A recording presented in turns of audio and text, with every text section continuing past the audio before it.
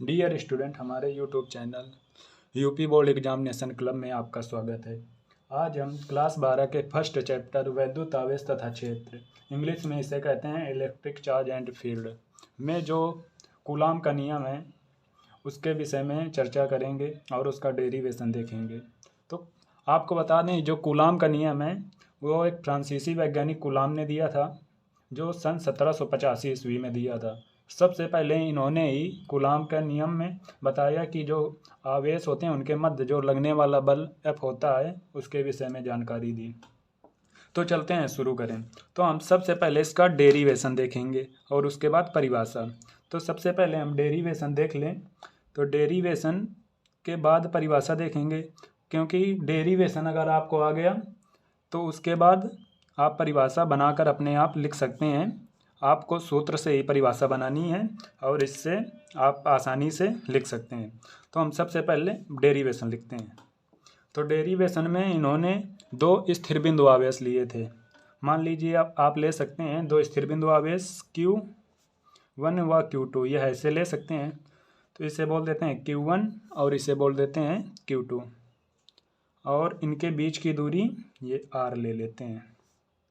तो जब उन्होंने इसके बीच में देखा तो उन्होंने निष्कर्ष निकाला, जो F होता है इनके मध्य लगने वाला बल F, ये समानुपाती होता है Q1 Q2 के गुणनफल के।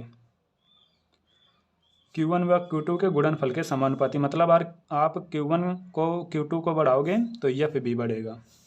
आप इसे समीकरण 1 बोल देते हैं। फिर उन्होंने इस Q1 व Q2 को नियत रखकर, मतलब इसको नहीं, फिर कुछ इनको सेम रखकर, फिर उस बीच की दूरी जो R है, ये R, इसमें चेंजेस करके उन्होंने देखा कि ये क्या कर रहा है। तो जो बीच की दूरी थी वो F के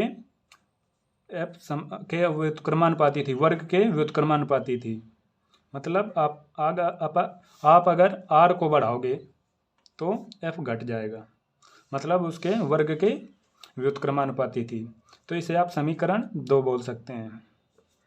तो आप इसे मिला के लिखने पर समीकरण 1 व 2 से, 1 व 2 से, तो आप ये दोनों एक साइड, लेफ्ट साइड में F है तो इसे F समानुपाती या व्युत्क्रमण समानुपाती Q1 Q2 और उसके दूरी के वर्ग के व्युत्क्रमानुपाती।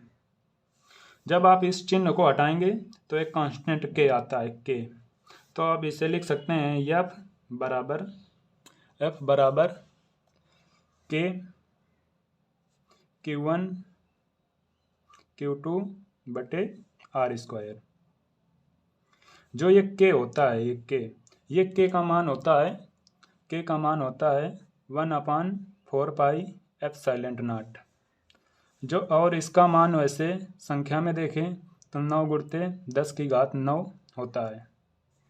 तो आप इसके जगह F की जगह, K की जगह आप लिख सकते हैं 1/4 pi epsilon not Q1 Q2 बटे R स्क्वायर।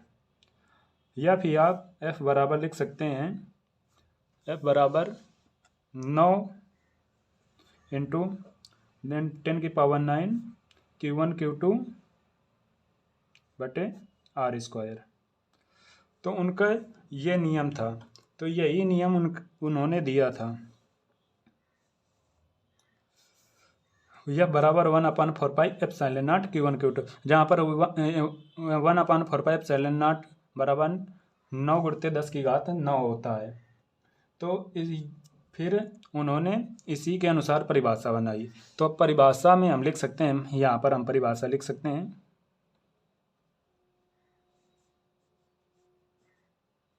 परिभाषा में क्या लिखेंगे, दो स्थिर बिंदु आवेशों के मध्य, दो स्थिर बिंदु आवेशों के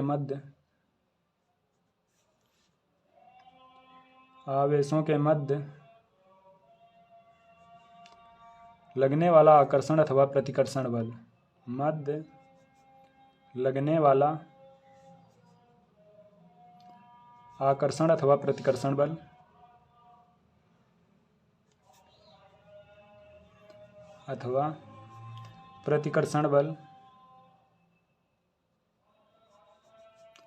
यहाँ पर आकर्षण अथवा प्रतिकर्षण बल होगा और नहीं होगा, मतलब दोनों बल एक साथ नहीं आ सकते, या तो आकर्षण बल ही होगा या तो प्रतिकर्षण बल होगा। आपको पता होगा समान आवेश एक दूसरे को प्रतिकर्षित करते हैं और विपरीत आवेश एक दूसरे को आकर्षित करते हैं। तो दो स्थिर बिंदु आवेशों के मध्य लगने वाला आकर्षण अथवा प्रतिकर्षण बल आवेशों के मात्राओं के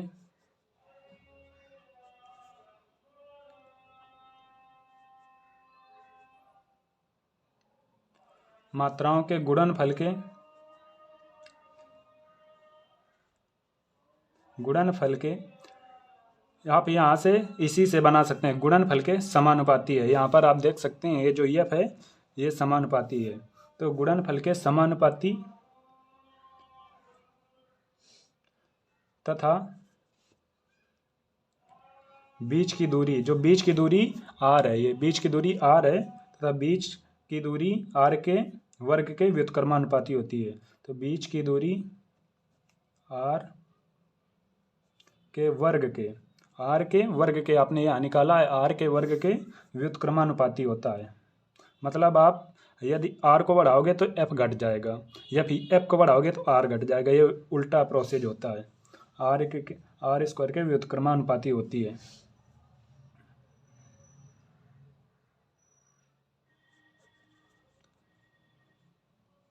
व्युत्क्रमानुपाती होती है, उन्होंने यही नियम दिया। स्टूडेंट, आई होप कि आपको यह वीडियो पसंद आया होगा। अगर पसंद आया है तो अपने दोस्तों में शेयर करें एंड सब्सक्राइब करें। अगर आपको कोई भी डाउट इस डेरिवेशन में आता है तो आप कमेंट सेक्शन में लिखकर हमसे पूछ सकते हैं। आप इस चैनल में को सब्सक्राइब करें, इसमें कुमार मित्तल जो एक बुक है उसके सभी चैप्टर वाइज क्वेश्चन करवाए जाएंगे, सवाल करवाए जाएंगे। तो आप इसको सब्सक्राइब करें और इसको दोस्तों पे शेयर करें। धन्यवाद।